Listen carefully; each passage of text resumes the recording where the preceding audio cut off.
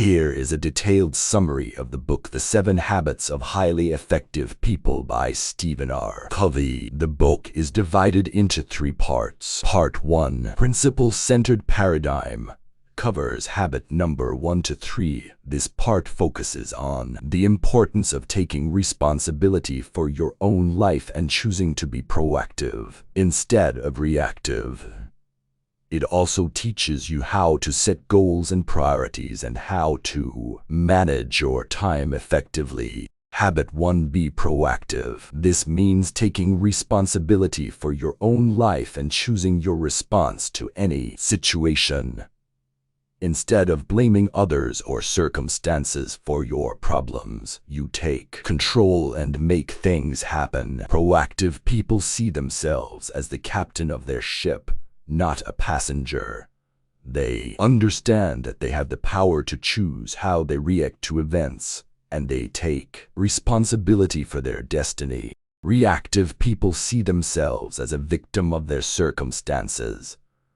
They believe that their life is determined by outside forces, and they have no control over their destiny. Here are some tips for becoming more proactive. Take ownership of your thoughts, feelings, and actions. Don't blame others for your problems. Focus on the things you can control. Set goals and take action to achieve them. Don't let your emotions control you. Habit 2, begin with the end in mind. This means having a clear vision of what you want to achieve in life.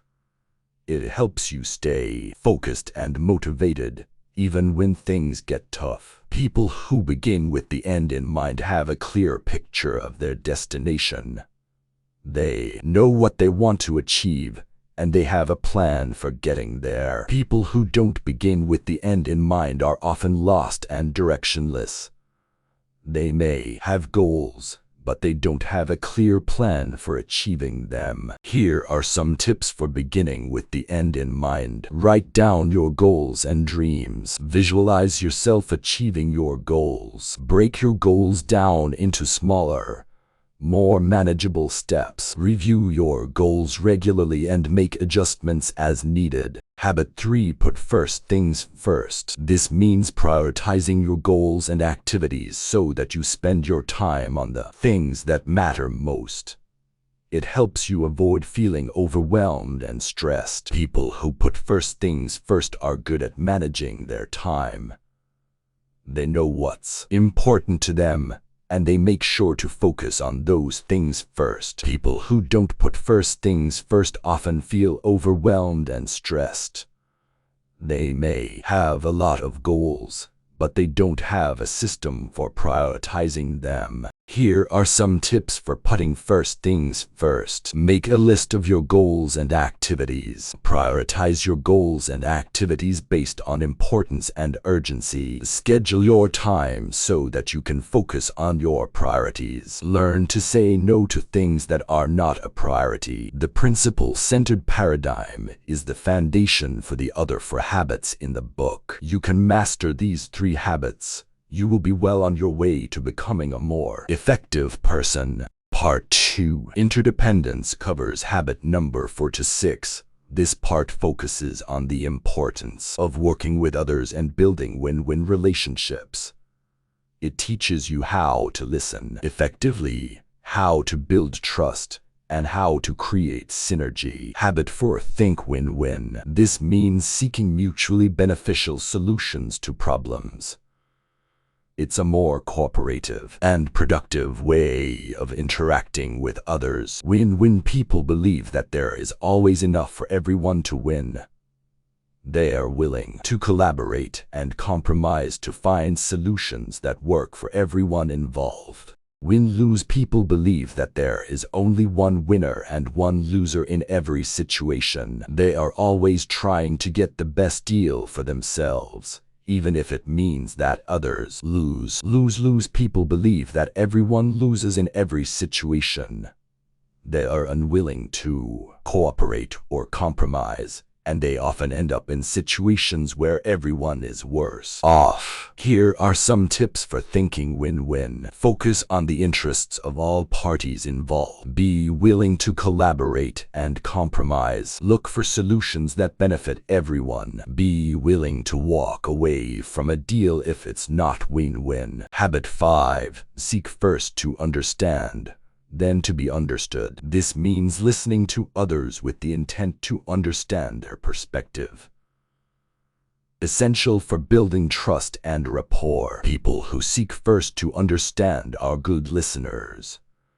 They're interested in what others have to say, and they try to see things from their perspective. People who don't seek first to understand are often poor listeners.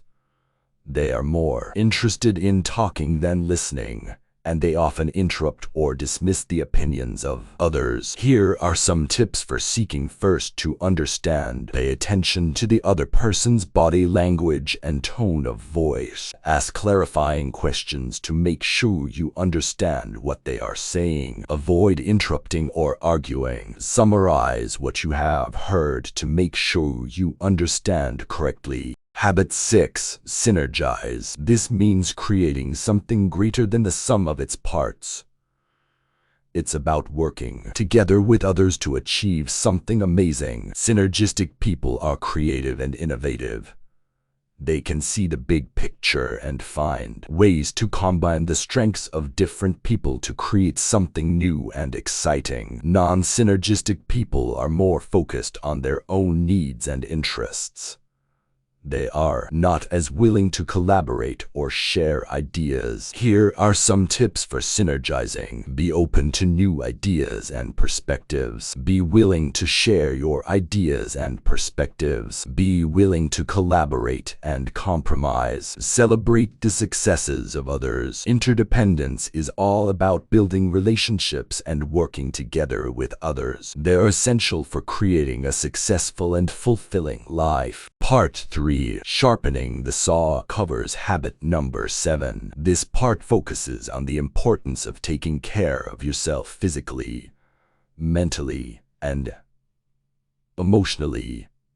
It teaches you how to balance your work and personal life and how to renew yourself regularly. Habit 7. Sharpen the Saw. This means taking care of yourself physically, mentally, and emotionally.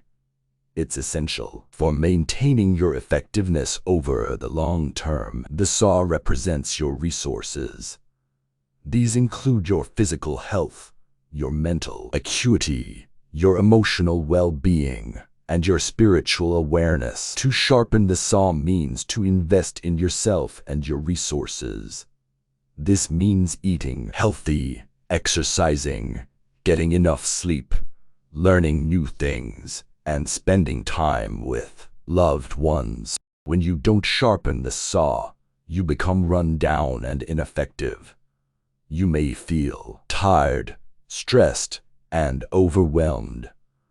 You may also make poor decisions and have difficulty coping with challenges. Here are some tips for sharpening the saw. Eat healthy foods, exercise regularly, get enough sleep, learn new things, spend time with loved ones, meditate or pray, take breaks throughout the day, schedule time for self-care. Habit 7 is the final habit in the book, but it is arguably the most important. It is the foundation for all the other habits. If you don't take care of yourself, you won't be able to effectively practice the other habits. Sharpening the saw is an ongoing process. It's something you need to do every day, just like brushing your teeth or taking a shower. It's not always easy, but it's essential for living a happy and fulfilling life. Thank you so much. To watch the complete video, don't forget to like, share, and subscribe.